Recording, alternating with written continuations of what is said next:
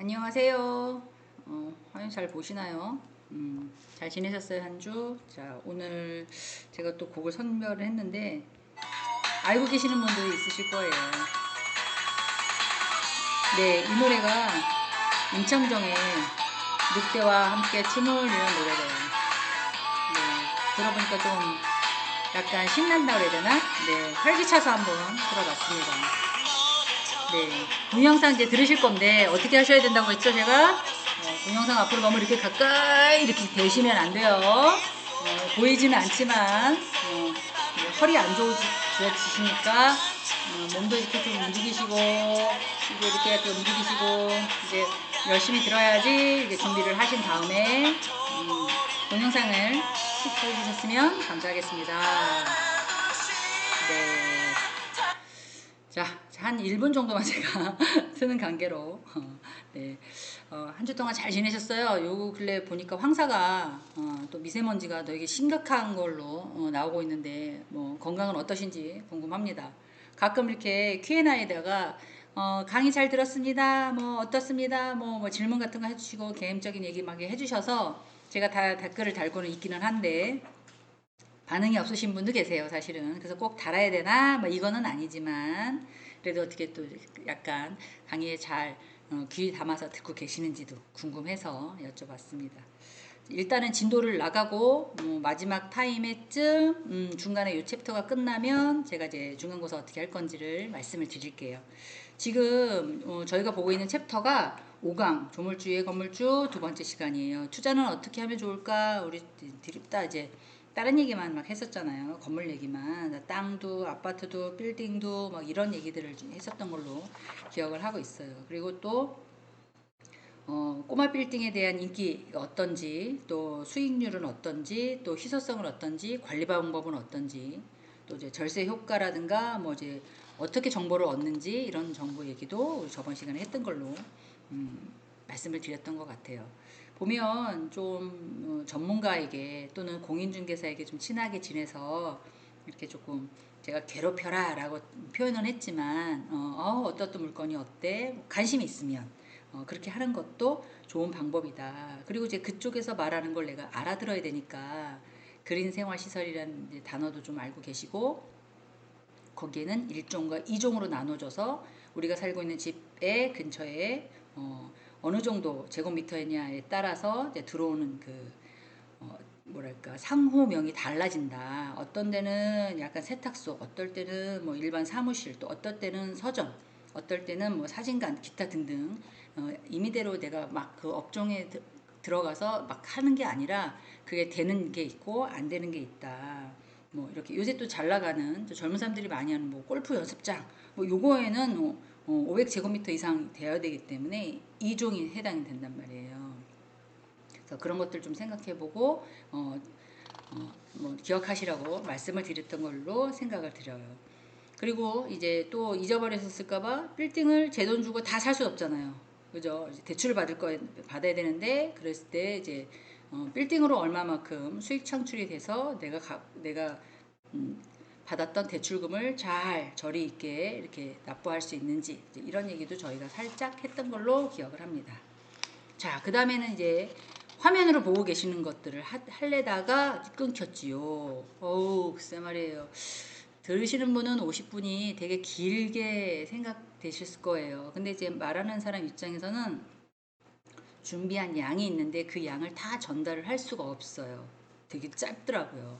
아마 그 대면으로 한 3시간 정도 하면 이런 얘기도 하고 저런 얘기도 하고 또 이제 말씀도 듣고 또 제가 또 알고 있는 선에서도 답변도 드리고 막 이랬을 텐데 그러지 못하고 있는 게 조금 아쉽습니다.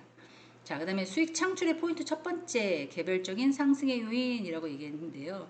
주변 사람들과 일단은 제가 생각하기에는 조금 사이좋게 지내는 것도 좋은 방법이에요. 왜냐면 이, 이 건물이나 어떤 이런 그 투자 물건을 할 때는 시세를 확인할 때 자주 가는 게 좋거든요. 근데 아무래도 이제 친하거나 관계가 좋은 사람들한테는 이제 있는 그대로를 얘기해 줄 거니까 그런 것도 좋을 것 같아요. 그래서 주변 환경과 비슷한 가치를 상승시켜야 수익률이 높다. 맞습니다.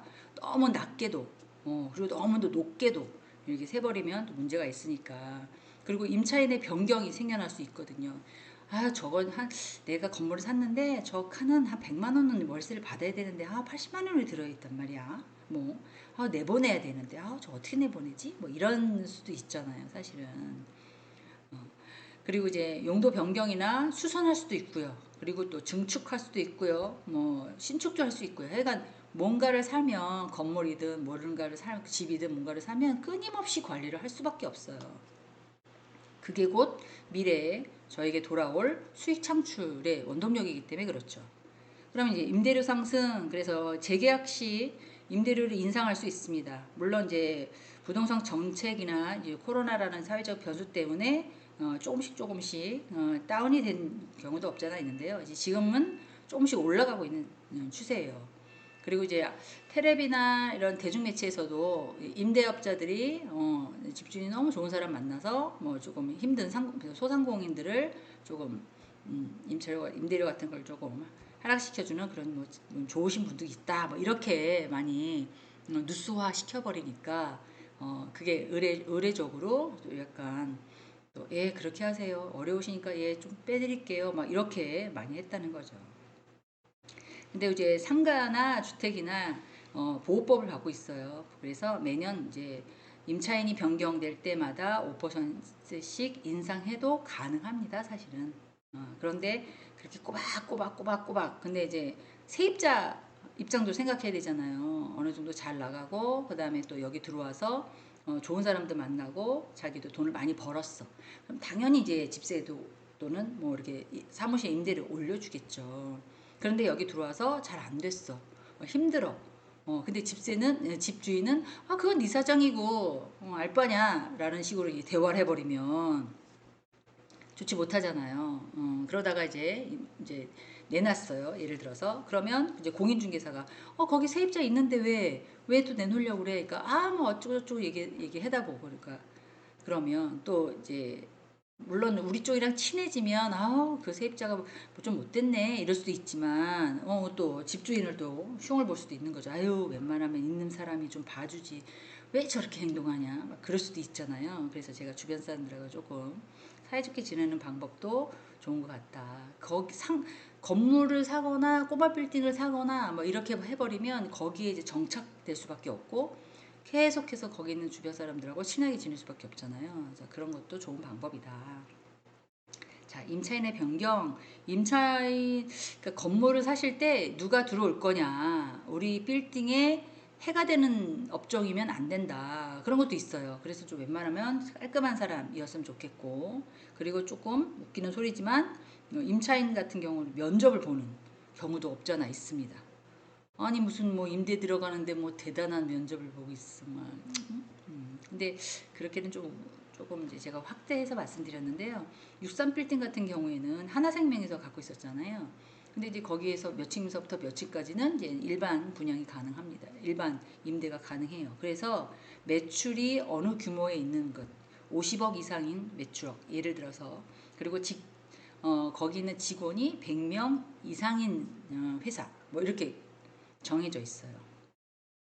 임대료를 잘 받기 위해서 그런 것도 있지만 어떻게 보면 그 100명이란 직원들이 그 안에서 또 약간 소비를 할 거 아니에요. 먹고 쓰고 뭐 이렇게 할 거잖아요. 그러니까 그 주변 상가들의 어떤 그런 것도 있죠. 상권을 살리기 위한 그런 전략도 있죠. 그래서 큰 건물을 들어가려면 이제 그렇게 규모도 좀 있다. 강남도 좀 그런 편이고요. 롯데나 뭐 이런 경우 타워 빌딩이나 이런 것들도 다 그런 걸로 제가 알고 있어요. 그래서 웬만하면 빌딩도 그 집주인들은 하나의 생명체처럼 예쁘게 다듬고 깨끗하게 닦고 뭐 딱 들어가자마자 대리석이 반짝반짝 빛나게 하고 그러는 거죠. 근데 저희가 갖고 있는 쬐끄만 빌딩들을 어떻게 그렇게 하겠습니까? 많은 그래도 여긴 관리가 너무 잘 됐다. 집주인이 누구야? 업체에다 맡기나? 근데 집주인이 직접 닦어. 뭐 이런 경우 있을 수 있죠.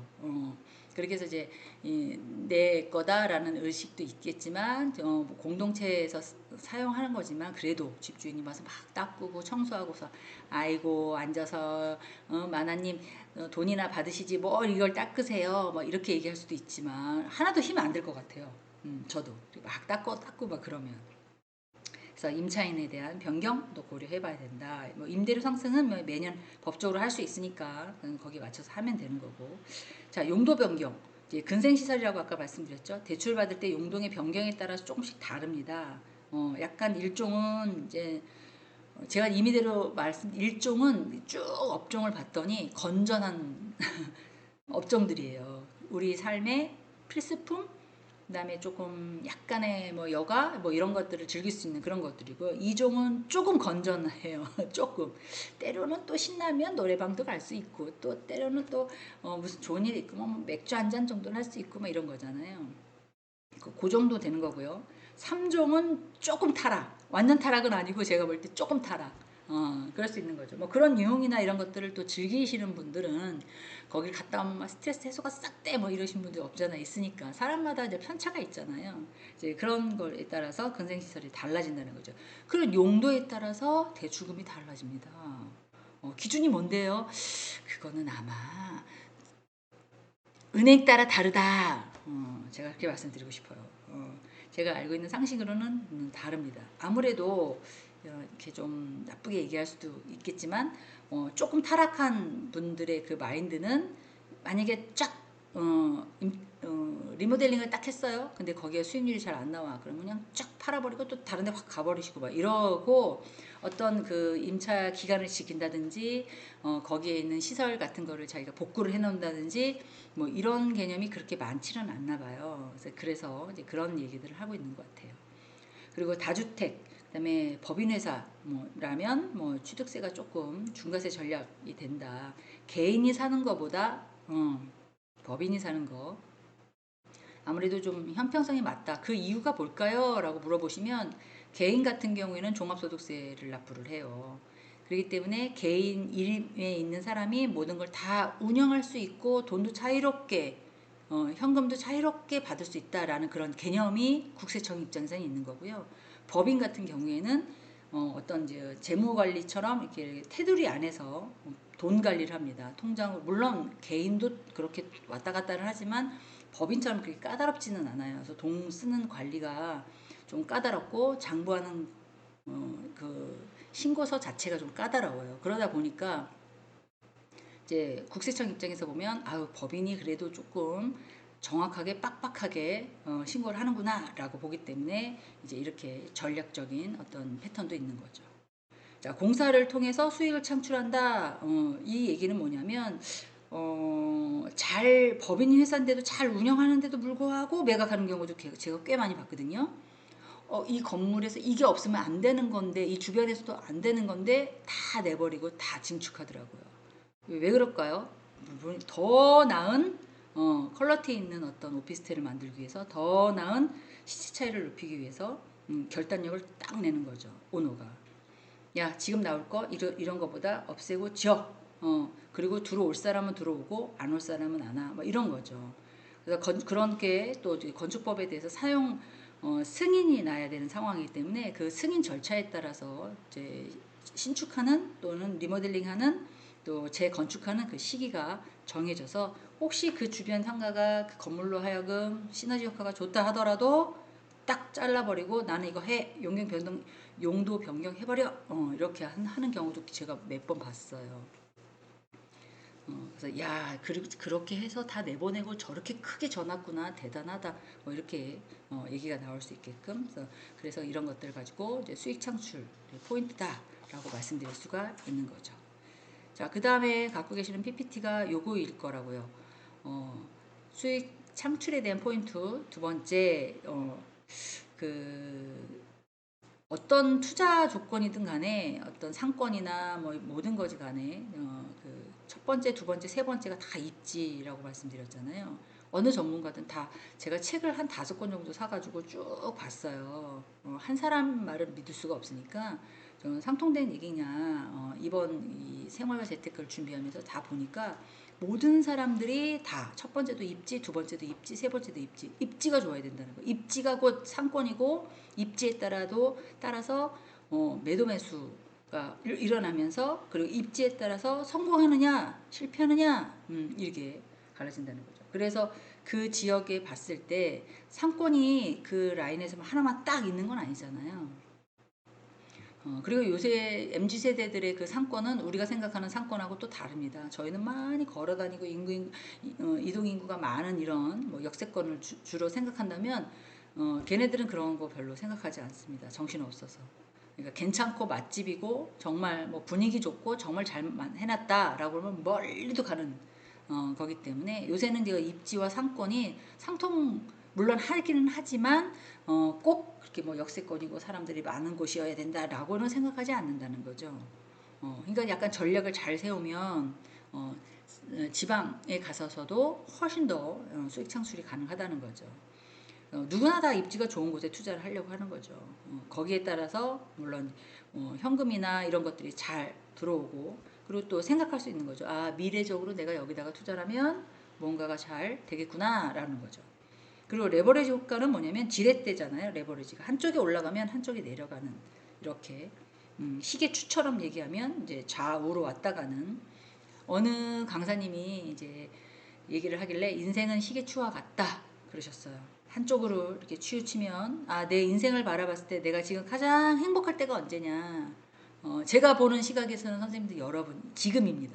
지금 얼마만큼 이렇게 바쁘게 살면서 빨리 동영상 들으려고 뭐 준비하셔야죠. 빨리 뭐 하려고 또 예쁘게 또 얼굴 하셔야죠. 또 옷 입고 나갈 옷이 없네. 옷도 좀 이렇게 좀 구매를 하셔야죠. 뭐 아파 죽겠고 뭐 허리 아파서 아우 가서 주사 한 대 맞아야 되는데 아우 막 시간이 없어. 아우 그냥 알약 하나 먹고 또 나오시죠. 얼마나 바쁘세요. 안 봐도 쫙 비디오죠. 뭔가가 하겠다는 목적과 어떤 의지와 뭘 해내야 되는 어떤 목표의식이 있으면 마음에 딱 정하잖아요. 그럼 머리가 전체 우리의 신체를 조종합니다. 그래서 고통도 좀 덜 느끼게 되는 거고 뭔가를 빨리 가게 되는 거. 아, 요새 황사나 미세먼지 많아가지고 저도 알러지가 좀 있거든요. 코 훌쩍훌쩍거리면서 도대체 이걸 어떻게 되는 거야. 그러면서 빨리 미리 가서 약 먹으면서 이제 막 학교 오시고 뭐 하고 막 이렇잖아요.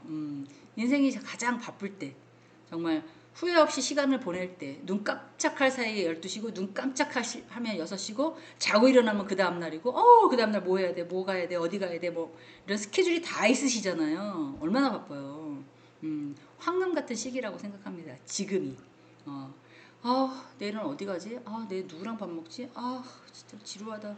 계속 잘까? 뭐 이래버리는 적도 있었잖아요. 근데 지금은 그런 시간들이 그리우시잖아요. 다들. 저도 생각합니다. 그래서 마찬가지예요. 건물도. 어떨 때는 정말 잘 나갈 때가 있고 어떨 때는 좀 안 좋을 때도 있고 막 그렇거든요. 이게 가장 투자의 목적에 가장 영향력을 받는 건 이제 사회적인 현상 때문에 그렇습니다. 그래도 많이 낮았다고 보긴 하는데 그래도 일자리가 없는 청소년들 조금 안타깝게 생각하고 그리고 이제 서로 만나지도 말아라 모두 하지 말아라 5명 있으면 뭐 또 신고한다 10명 있으면 또 뭐 가게 벌금 물게 할 거다 오지 말아라 가지 말아라 만나지 말아라 거의 그랬었잖아요. 근데 지금은 많이 풀렸단 말이에요. 다시 좋은 현상들이 또 있을 거라는 거죠. 그래서 매도와 매수를 하고 싶은 사람한테 좋은 타이밍이 딱 생겨나지 않을까라는 생각이 듭니다. 또 지역의 변화도 없잖아 있죠. 저희 의정부 같은 경우에는 이제 군부대라는 특성화 때문에 그 사람들이 주셨던 어떤 부대찌개를 가지고 소세지를 가지고 이제 국물을 해서 먹는 이제 그런 것들이 약간 발달되어 있는데 아직도 의정부 쪽에는 발달된 게 되게 많다고 생각됩니다. 옛날에는 정말 못 살고 힘들었던 곳이긴 하지만 지금은 이제 도로도 그렇고요. 경기권이나 서울권으로 나갈 수 있는 근거리도 되는 거고요. 아주 좋은 지역이긴 해요. 양주만 해도 되게 크잖아요. 물론 여기랑 가까이 있는 도봉이나 노원이나 뭐 이쪽도 아마 사이드 쪽에는 투자만 할 만한 가치가 있는 곳들이 서울 지역이라 하더라도 있을 거라고 믿습니다. 그런 데다가 한번 기회 되시면 해보시는 것도 좋으실 것 같아요. 그리고 이제 정부와 자치단체의 상황도 좀 보셔야 되고요. 그리고 아까 말씀드린 타이밍 있죠. 타이밍. 그 타이밍은 국토부 소식을 조금 잘 기울이셔서 들어보시는 것도 좋을 것 같아요. 근데 이제 관련 뉴스가 100% 그러니까 진실이냐 이러면 좋은데 진실이 아닌 경우도 있어요. 가짜 뉴스도 있다는 거죠. 그러니까 그런 것들을 희석해서 잘 들으셔야 된다는 거예요. 어, 아니 난 이 사람 말만 믿었는데 이게 거짓말이었어? 아니 이런 저희 할머니 용어로 보면 배우 망덕한 놈 그러시잖아요. 그래서 이제 지금은 정보화가 차고 넘치는 시대이기 때문에 모든 것들 다 믿으시면 안 되고, 그래서 제가 한 명 아닌 여러 명한테 계속 확인하고 해라. 똑같은 사람이 이구동성으로 얘기를 해보면 그나마 또 걸러지니까. 그리고 제가 이제 나는 그래도 아파트가 관심이 있어. 아유 건물 아유 나 그렇잖아. 그래도 아파트가 낫지 라고 생각하시는 분은 이제 아파트에 막 관심을 또 가지시는 것도 좋고요. 그리고 좀 나는 그래도 꼬마 빌딩도 괜찮은 것 같아.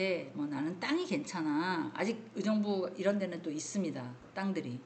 그래서 관심 분야에다가 이 얘기를 많이 귀를 이렇게 열어놓으시면 들리실 거라는 거죠. 관심을 가지면 들리다시피. 자, 그 다음에 다음 칸으로 가면은 상권 분석 본문 내용입니다. 좀 글씨가 작아서 제가 고민을 했어요. 이거 안 보이시면 어떡하지? 뭐 이렇게 또 그래서 이제 화면을 좀 크게 해주셔도 되고요. 이걸 보시겠다고 또 이렇게 가까이 또 화면으로 가지는 않으실까 뭐 이런 생각도 사실 했긴 했습니다. 하여간 PPT가 작아서 조금 걱정이 되긴 하는데요. 프린터를 해서 보시면 또 잘 보실 것 같다는 생각이 듭니다. 자, 이거 보면 교통의 인프라가 형성이 되어야 된다. 우리나라처럼 교통이 잘 되는 나라는 저는 그렇게 보지 못했어요. 우리 학교 앞에도 지하철이 생길 수 있도록 저희가 열심히 뭐 뭔가를 해야지 될 것 같다는 생각이 듭니다. 모든 대학 앞에는 다 지하철이 있는데 이걸 또 끌어오기가 그렇게 막 쉽지 않은가 보더라고요. 그래가지고 또 약간 주춤하고 막 하는데 언젠가는 될 것 같다는 생각이 듭니다. 하여간 그 상권은 교통이 일단 편해야 되고요. 지하철 다리 건설 뭐 이런 거 공영주차장 이런 데를 있으면 지금 많이 만들고 있잖아요. 그리고 이동인구 그 유동인구에 따라서 또 이동인구에 따라서 상권 시설에 유입되는 그런 어떤 거품이 아닌 시간대별로 또는 계절별로 이것 같은 말씀 반복드리는 거예요. 1년 단위, 2년 단위 그리고 주변 건물 주변을 좀 이렇게 들여다보고 이렇게 실제 수익이 되는지를 계속해서 단기간인 장기로 보셔야 된다는 거예요. 그리고 도료를 이용해서 근거리에 큰 상권이 있는지 사람들이 요새 다 차 갖고 다니고요. 20살만 되면 다 운전하기 때문에 굳이 여기까지 뭐 차 주차할 수 없는 곳을 내가 왜 와? 절로 갈래? 뭐 이런 경우 엄청 많아요. 그래서 그런 것도 생각해 보셔야 된다는 거죠. 그리고 지금은 조금 그렇다라고 한다면 이제 배우 세대에 대한 업그레이드가 가능한지 지역 개발이 된다든지 아니면 내가 여기를 뭐 땅을 갖고 있었는데 지금 저희가 의정부에는 신세계백화점만 들어있는 걸로 제가 알고 있거든요. 근데 이제 이 동네에 이 조그만 동네에 무슨 뭐 백화점이 몇 개씩 왜 필요하겠어요? 라고 하지만 경쟁이 붙으려면 현대나 롯데가 들어올 수도 있다는 거죠. 그런데 만약에 제가 갖고 있는 그 땅 근처에 뭐 그런 게 새로 생겨. 뭐 그 신세계 백화점은 여기 역 근처에서 그런 건지 백화점인지 뭐 약간 마트인지 잘 모르겠어. 뭐 근데 현대에 보니까는 안 그래. 거긴 식품이 너무 좋아. 뭐 이러신 분이 있다면 또 들어오겠죠. 뭐 그런 것들이 지역 개발이 어떻게 되는지 또 좀 약간 누가 그렇더라. 이거 이렇게 하더라. 그래 썼더라가 아니라 실제 뉴스에 대해서 조금 귀 기울이시는 것도 좋고요. 그리고 요새는 모든 분들이 이걸 다 원합니다. 공원, 녹지 공간, 호수, 아니면 예쁜 다리. 가보셨는지 모르겠지만 인천에 검단 더 들어가서 장기동이라는 동네가 있는데요. 거기 이태리에 있는 베네치아처럼 물호수를 인공적으로 만들어놔서 다리를 일부러 만들어놨어요. 구찮게 걸어갈 수 있게. 걸어서 이렇게 그 대신 이제 노인 어르신들 아니면 장애인들을 위해서 엘리베이터를 또 설치를 돈 들여서 다 했어요. 그리고 인공적으로 만들어 놓은 그 베네치아 같지 않은 그 호수고에다가 배를 또 이렇게 띄워서 연인들이 배를 탈 수 있게끔 다 애들이 타더라고요. 아니면 가족이나 애기들이나 이렇게 좋으신 것 같아요. 멀리 나가지 않더라도 그리고 이제 밤이 되면 그 약간 그 다리 밑에다가 다 이렇게 불을 해놔가지고 되게 크리스마스 같은 분위기 그렇게 만들어 놨더라고요. 그래서 제가 이렇게 제 친구가 그쪽으로 이사 가서 한번 가봤는데 야 들어올 때는 너무 멀어서 야씨 여기 어디 오겠나 또 두 번 다시 제가 이러고 갔는데 가서 보니까 야 사람이 정말 예쁘게 살아갈 수 있게끔 만들어 놨구나 뭐 이런 생각을 할 수 있게끔 이렇게 이렇게 조성을 해놨더라고요. 마찬가지로 지금보다는 내가 어디다가 선택했던 그런 투자에 대해 가치가 있는 건물이나 상권이 나중에 업그레이드가 가능한지도 보셔야 된다는 거예요. 녹지공원도 그렇지만. 그리고 이제 뭐 이동인구, 유입인구 뭐 이런 것들도 얼마나 많이 아파트가 많이 있는지 들어가 있는지 학생은 또 있는지 예를 들어서 뭐 서점을 할 거다 그러면 학교 주변이어야 되겠죠 당연히. 그리고 아파트를 살 거다 그러면 뭐 사람들이 많이 왔다 갔다 전세가 들어있는 그런 데를 해야 되겠죠. 그리고 예를 들어서 뭐 마트를 좀 하고 싶어 내가 그러면 아파트가 있는 상가의 1층 라인을 가져야겠죠. 물건도 내리기도 쉽고 주차도 할 수도 있고 뭐 이런 식으로 그리고 사람들이 거기 앉아서 뭐 바로 사서 뭘 먹을 수도 있겠고 이런 공간을 만들어 놓으면 거기 슈퍼 괜찮아 뭐 이럴 수도 있고 그렇잖아요. 그러니까 내가 어떤 업종이냐 따라서 보는 상권의 자체가 다 다른다는 거예요. 무조건 교통이 좋아야 돼, 다리도 있어야 돼, 뭐 공영 주차장이어야 돼, 뭐 지금 뭐 거기 아닌 상업시설이 좋아야 돼 이런 것만 따질 게 아니라 어떤 업종을 내가 할 거냐, 하고 싶으냐, 뭔가에 투자하고 싶냐 이런 물건을 먼저 생각하시면 보는 시각이 달라진다는 거죠. 그리고 여기 또 나와 있는 것처럼 색깔이 있는 곳이어야 된다는 거죠. 빨간색, 노란색 이런 색깔이 아니라 제가 말씀드린 것처럼 내가 뭔가를 하고 싶어. 예를 들어서 예쁜 옷가게를 하고 싶어. 그럼 어디다 내야 돼요?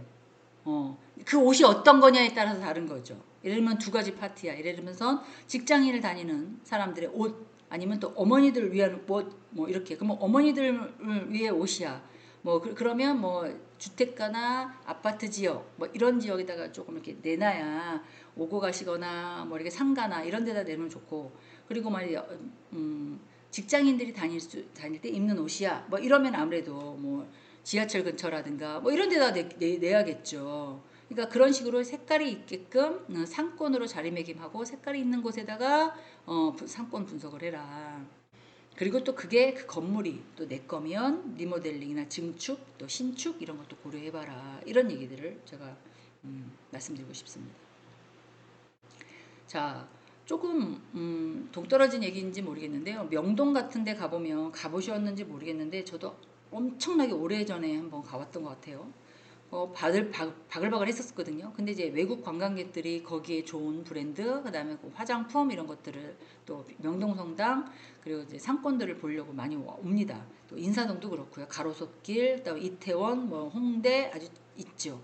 근데 이런 사람들도 다 들어갈 때 생각을 한다는 거예요. 나는 외국인 빅 사이즈만 파는 곳으로 할 거야. 나는 외국인의 힙합만 할 거야. 뭐 이런 식으로. 가로수길은 그나마 조금 비싼 게 나가. 애들이 괜찮은, 거기에 뭐 이게 약간 빌라도 일반 빌라가 아니라 고급 빌라만 들어가 있거든요.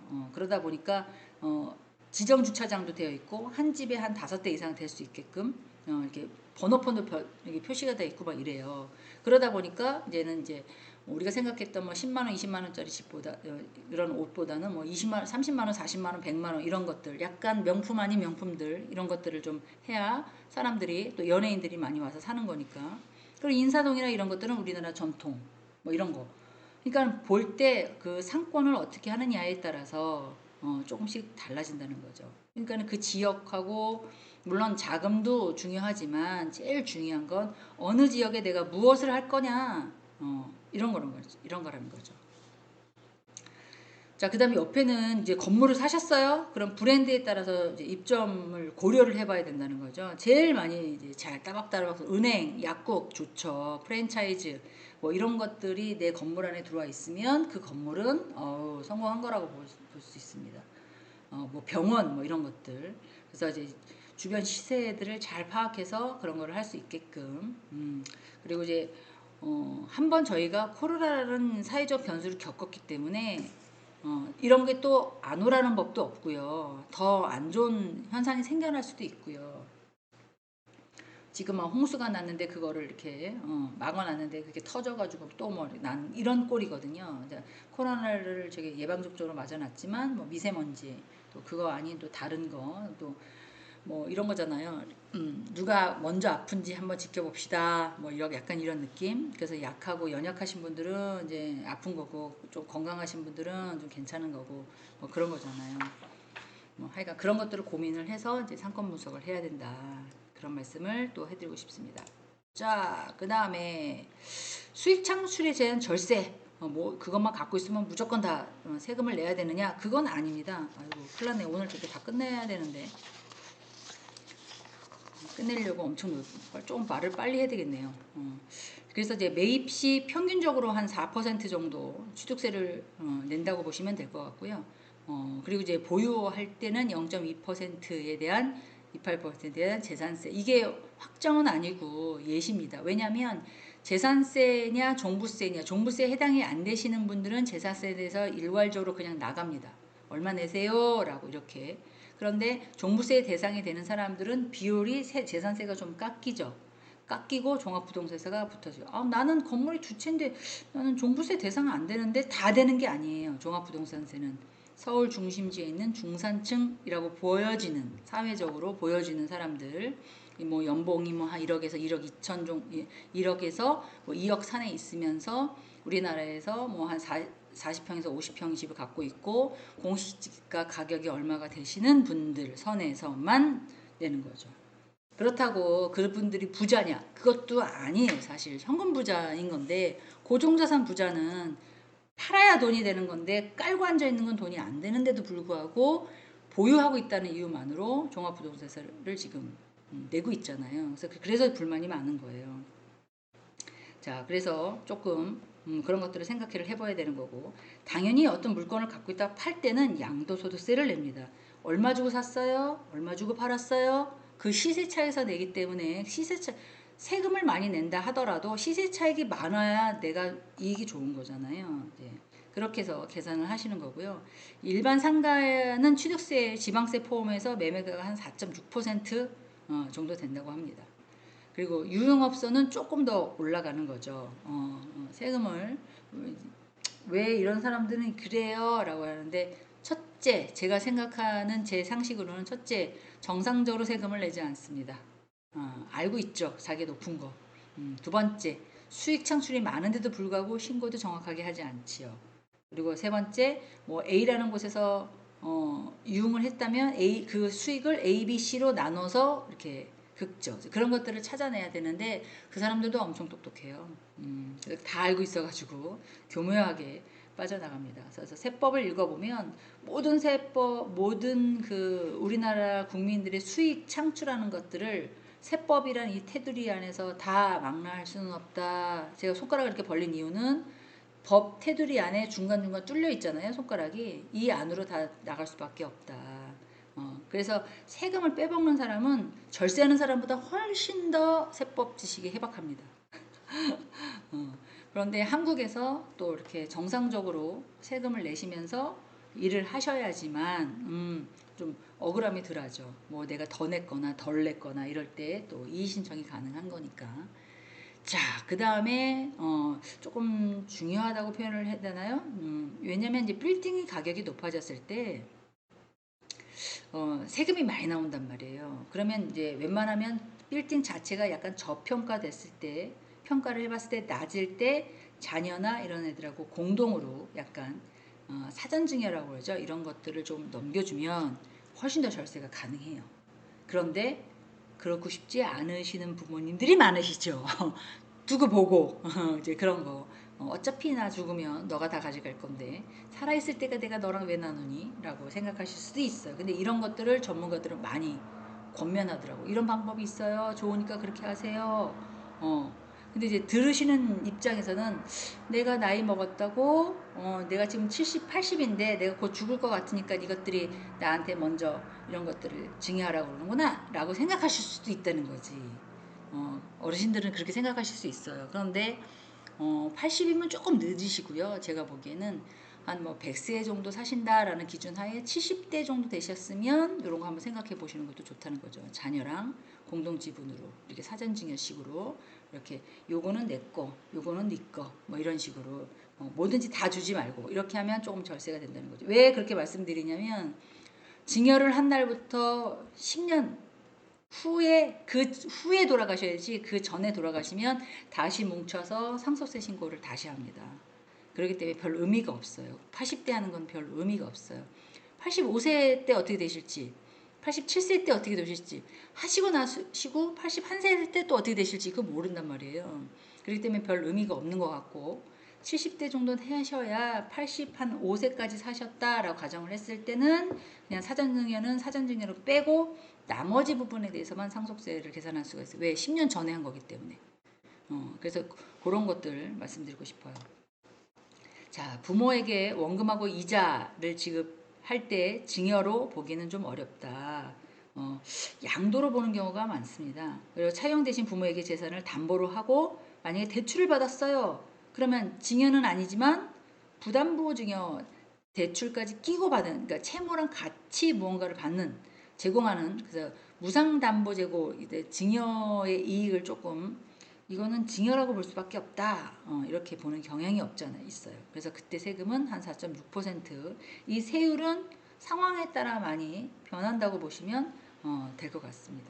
그래서 차용금은 이제 일부 증여나 일부 차용이냐 이렇게 혼합해서 차용금을 좀 낮게 낮추는 것이 훨씬 더 이득이다. 이제 전문가들이 그렇게 얘기하고요.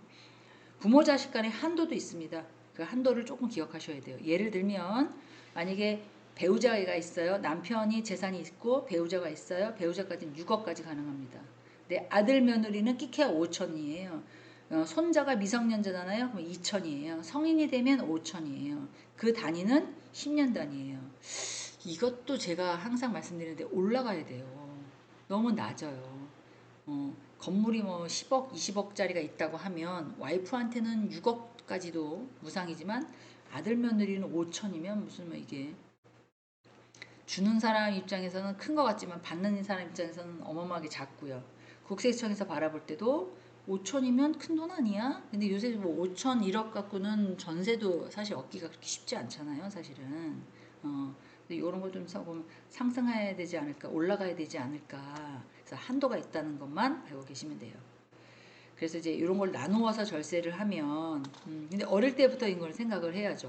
어릴 때부터 자기 아들이면 2천만 원, 또 10년 있다가 2천만 원, 또 이제 올랐으니까 30살이 넘었으니까 이게 5천만 원, 뭐 이런 식으로. 근데 이게 또 좋은 바람직한 일은 아니지만, 하여간 그렇다, 그런 한도가 있다라는 거 알고 계시면 될 것 같아요.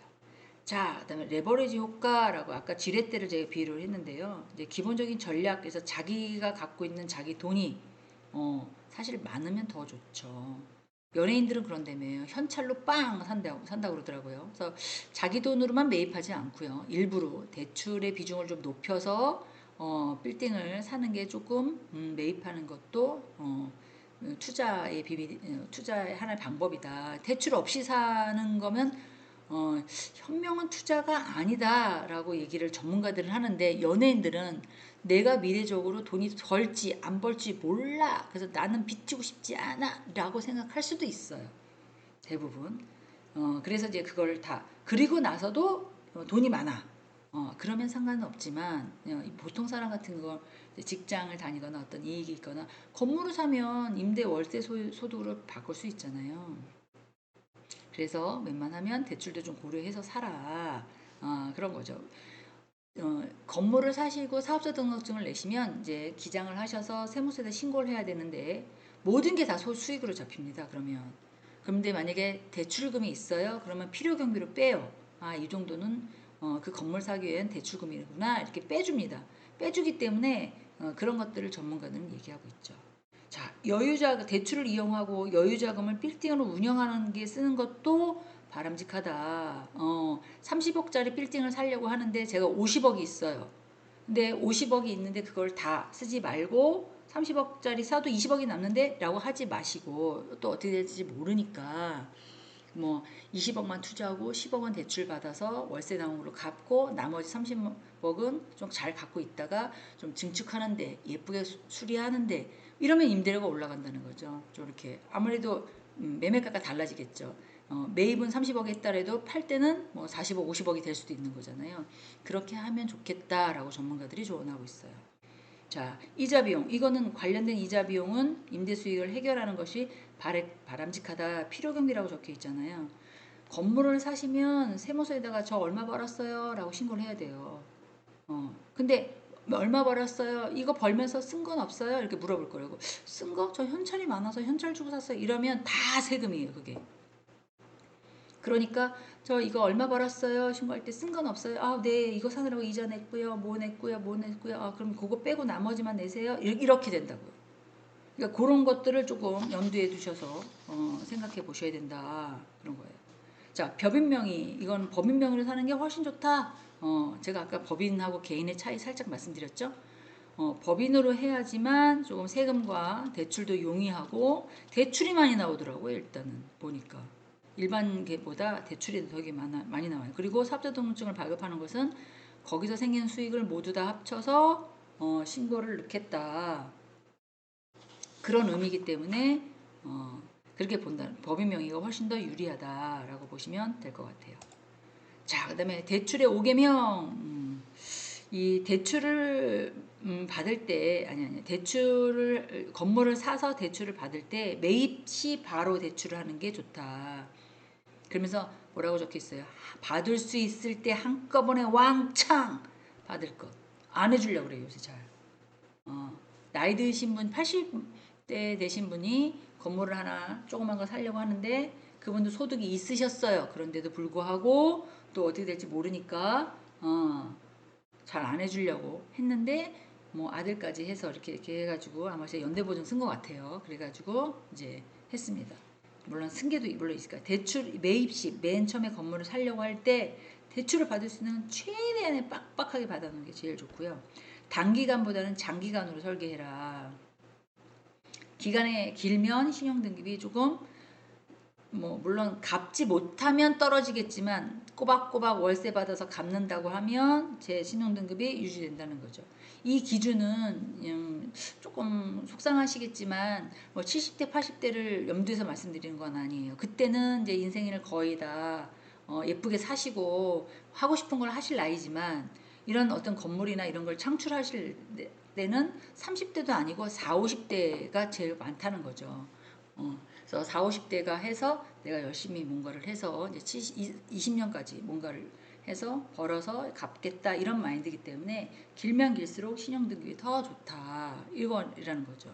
최대한 많은 은행과의 상담, 신혼조회를 뭐 하나은행에서 했다고 해서 이게 떨어지거나 국민은행에서 했을 때 또 하거나 이렇지는 않습니다. 그러니까 내가 다니는 뭐 이렇게 고정은행이 있다 하더라도 만약에 대출을 받으실 생각이시면 조금 더 뭐 산업은행, 외환은행도 가보시고 하나은행도 가보시고 뭐 이렇게 또 뭐 국민은행도 가보시고 이렇게 가보시라는 거죠. 자, 감정가에 너무 맹신하지 말아라. 이거는 법을 막 적어놨죠. 원가법은 얼마 주고 샀어? 이런 거예요. 처음에 얼마 주고 샀어? 이런 거예요. 그 비교법은 전에는 얼마였어? 이건 전에는 얼마인데 지금은 얼마야? 뭐 이런 거예요. 수익법은 얼마 버는데 이거 사면 뭐 이런 법이거든요. 여기에 너무 막 하지 마세요. 왜냐면 은행 따라 은행 대출을 알려줬을 때 감정 금액은 낮습니다. 많이 낮아요. 왜냐면 이 사람이 못 갚을지도 모르겠다는 그런 것들을 염두에 놓고 짓기 때문에 많이 낮아요. 그리고 인터넷에 돌아다니는 것도 너무 맹신할 필요는 없으세요. 왜냐면 그 건물의 그 주변 시세에 있는 공인중개사가 그나마 정확하게 알고 있습니다. 왜? 삶의 현장이라고 그래야 되나? 그 자리에서 보고 왔기 때문에 그렇죠. 그래서 내 발로 찾아가는 게 가장 좋다고. 물론 무시는 할 수는 없죠. 그리고 여기 뭐 이 건물이 감정가가 5억이라고요? 제가 알아본 경우는 7억이에요. 여기 부동산에서 이렇게 서명까지 해주셨어요. 근데 이렇게 많이 차이 난다는 건 무슨 문제가 있지 않느냐. 이렇게 얘기를 하실 정도는 되셔야 된다는 거예요. 그래서 그 감정평가사가 인터넷에만 막 찾아가지고 이거는 법으로 규정되어 있는 게 상증세법에도 이런 적용이 있어요. 지금 현재 3개월 전후 앞으로 또 뒤로 판매된 것까지 평균을 내라. 그게 없으면 6개월. 이러거든요. 근데 15년 동안 한 번도 그 동네가 매매된 적이 없는 곳은 어떻게 할 거냐. 15년 전 값으로 할 거냐, 지금 값으로 할 거냐. 근데 대부분 은행은 15년 전 값으로 합니다. 그러면 감정가가 훨씬 떨어지는 거잖아요. 그럼 지금 대출 작게 나오죠. 근데 그 동네에 있는 공인중개사는 이게 지금 얼마 되는데요. 재개발 되려고 하니까 안 파는 거잖아요. 근데 이거 지금 뭐 얼마씩 올라가요. 지금 이렇게 아실 수 있거든요. 그러니까 그런 것들을 좀 생각해 보셔서 가셔야 된다. 자, 그 다음에 대출에 영향을 끼치는 어떤 요인들을 좀 찾아라. 뭐 예를 들어서 우리 은행에서 카드 안 쓰셨네요. 통장 잔액이 없으시네요. 근데 무슨 대출이에요? 뭐 이런 거. 제가 보기엔 상환 능력이 없으실 것 같은데 이거 어떻게 갚으시려고 그래요? 이러면 또 안 된다는 거죠.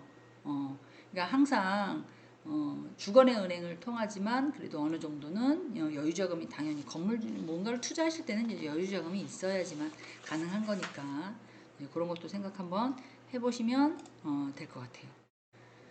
자, 그 다음에 이제 명의위장에 대한 사업자에 대한 벌칙이라고 얘기하겠는데요. 명의를 빌려주는 사람도 있고요. 명의를 빌리는 사람도 있어요. 그런데 제가 본 거는 부모님 명의로 아들이 뭐 예를 들어서 사업을 한다. 있을 수 있고요. 아들 명의로 부모가 사업한다. 뭐 있을 수 있고요. 뭐 이런 것들은 이제 약간 국세청 입장에서 본다면 이 사람 명의로 할 수밖에 없던 어떤 그런 뭐 법적 제재 훨씬 더 효과 이렇게 있으니까 뭐 예를 들면 이제 약국이야. 근데 이제 똑같은 약사야. 근데 이 사람은 뭐 따고 이 사람은 못 땄어. 그러면 누구한테 와이프가 땄어요. 그럼 와이프 이름으로 약국을 열어야 되잖아요. 조제는 약국 꼭 해야 되는 이제 의료법에 걸리는 거니까. 세무사나 회계사도 마찬가지예요. 다른 사람 명의만 빌려주고 돈만 받고 하는 경우 있다는 거죠.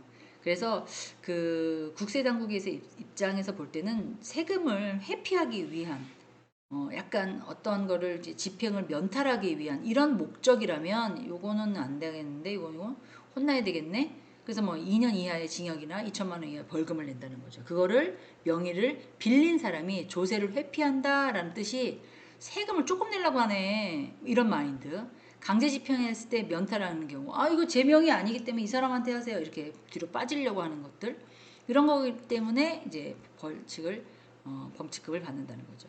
그럼 명의를 빌려주는 입장은 조금 좀 약해요. 약하긴 한데 자기가 해야 할 일인데 내가 아파 예를 들어서 그렇기 때문에 남한테 빌려줬어. 뭐 이런 거 허락한 자 이런 사람도 혹시 걸리면 아니에요. 같이 운영하는 건데 제가 많이 못 가는 거죠. 몸이 아파서 이 사람한테 그냥 위임을 했지만 저희 직원이에요. 라고 하면 뭐 할 수 없겠지만 혹시 그게 걸린다면 1년 이하의 징역 또는 1,000만 원 이하의 벌칙금을 낸다. 대부분 뭐 아들 며느리 뭐 아니면 뭐 어머니 아버지 명의로 이렇게 사업을 하는 경우 있어요. 근데 이제 부모님이 명의를 내놓으시고 부모님이 하시지만 지금 연로하셔서 저희 아들이 하는 운영을 하는데 뭐가 잘못됐습니까? 그래도 여기 대표는 저희 아버님이신데요. 이렇게 해버리면 또 할 말이 없죠. 그래서 직계 종속 간에 같은 사업을 하는 것으로 되어 있고 명의자가 타 명의를 하더라도 소득 신고는 아버지 쪽으로 아들이 한다 하더라도 그리고 명의 위장 사실을 이제 인정한다 하더라도 이제 직계 종속은 좀 뭐라 그래야 되나 조사할 수가 없죠. 같이 가족 회사예요라고 해버리면 그러니까 그래서 이제 그런 것들을 한번 말씀을 드렸어요. 자, 이거 수익 창출할 수 있는 포인트에 대해서 한번 얘기해 보세요. 이제 본인 생각 써보시면 되고요. 본인이 생각하는 투자는 어떻게 하면 좋을까요? 또 한번 써보시면 좋을 것 같습니다. 아이고야, 오늘 제 6강까지 하려고 제가 이걸 말씀드렸거든요. 이게 좀 그러네. 네.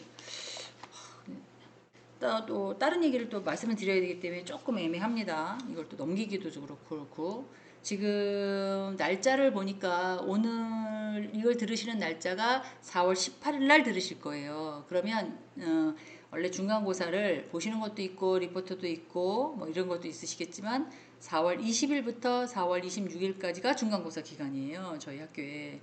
그러면 저희 수업은 화요일 날 하는 수업이기 때문에 4월 25일 날 저를 리포터 제출을 하고 오셔야 돼요. 그래서 그 회사 때문에 일이 있어서 못 올 것 같아요 라고 하시는 분들은 그렇게 하십시오. 조교에다가 자율전공 조교에다가 맡겨놓으셔도 좋고요. 좋은비 조교한테다가 맡겨놓으셔도 좋고요.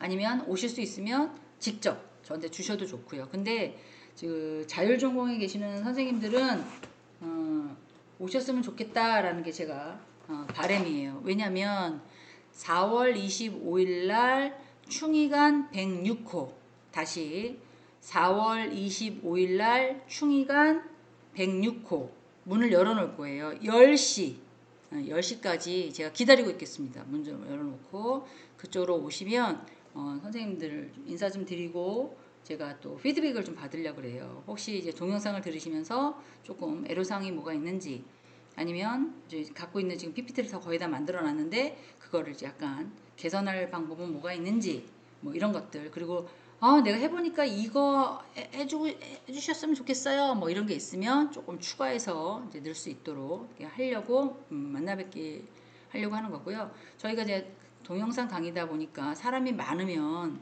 이제 못 뵀잖아요. 근데 이제 사람이 그렇게 많지 않아서 뵐 수가 있을 것 같아서 오시자고 한 거고, 그리고 또 굳이 또 시간을 도저히 못 내겠다, 안 되겠다 이러신 분들은 그냥 학교에 나오시는 날 5층에 성인학습사 센터실에 가셨으면 조은비 조교라고 있거든요. 조은비 조교한테 맡겨놓고 가시면 될 것 같아요. 그렇게 하시면 될 것 같아요. 어디서 만난다고요? 충의관 1층 106호 입니다. 잊지 마세요. 한 10시 25일 날 10시까지 오시면 될 것 같습니다.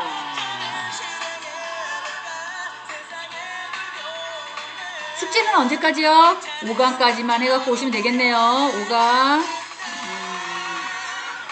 네, 몸 좀 이렇게 푸세요. 고생하셨어요. 50분 동안 가만히 앉으셔가지고 들으시느라고. 자, 이렇게 몸 좀 움직이시고, 네. 건강하시고, 다음 주에 뵐 수 있으면 뵙고요. 혹시 그럼 다음 주 수업은요?